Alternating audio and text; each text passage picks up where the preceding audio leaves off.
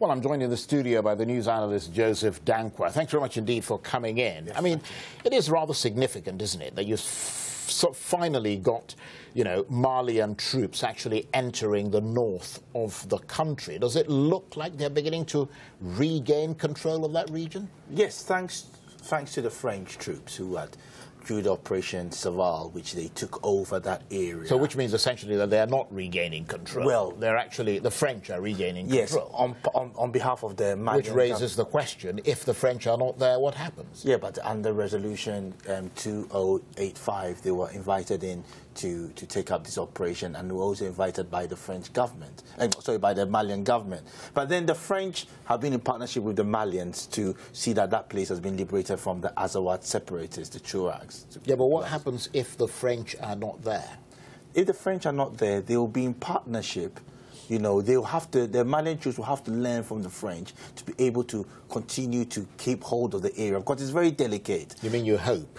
Well, the other problem, of course, is that most of the jihadists in the north of the country are actually Malian. They're not coming from another part of Africa or another part of the world. And that makes it harder to dislodge them from what, in effect, are their own communities. Yes, it's true. Because most of them now, what they're doing now is that they are moving in like in a guerrilla warfare, you know, approach. They're not actually fighting a conventional war in which they are there to fight the troops. They are moving in, attacking places and moving out. So therefore, it is causing a lot of displaced people within that region of Mali. But the history behind it is that the Tuaregs have never seen themselves as part of the mainland in Mali, where far back in 1962 after they gained independence in 1962 they clamored for an independent state. But with the rise of the Azawad separatists, the movement for the liberation of Azawad, there has been that, you know, that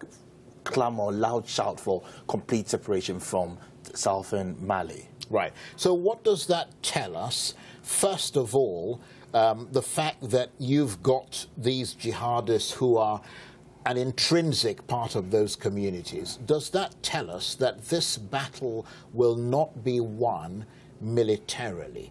That the Malian government or the Malian authorities have to find a way to go for the cliche hearts and minds of the people there? Yes, they have to, because militarily, most of the Tuareg rebels have got training and military equipment from Libya, and that puts the Malian government under a lot of pressure because they don't have the equipment to fight these separatists. But then the hearts and mind approach will have to be taken through a form of, you know, de-radicalization, more of the meeting these opinion leaders and explain to them the need for them to have a one Mali than to have a separate entity. But you see, the Tuaregs make only 10% of the population, and therefore I think the Mendis, who are the majority, should be able to incorporate them through dialogue and reconciliation. And do you get the feeling that they're making any moves in that direction? Well, as of now, there's a peace plan which has been put on the table. One of the groups has decided to call in a truce, but then this is not the first time it's happened. It happened way back in 2-3 years ago, but it was then the peace plan was, you know, put overboard. So I hope this peace plan will work. So therefore, they take it up from there, and then they move on to the stage of winning the hearts and minds.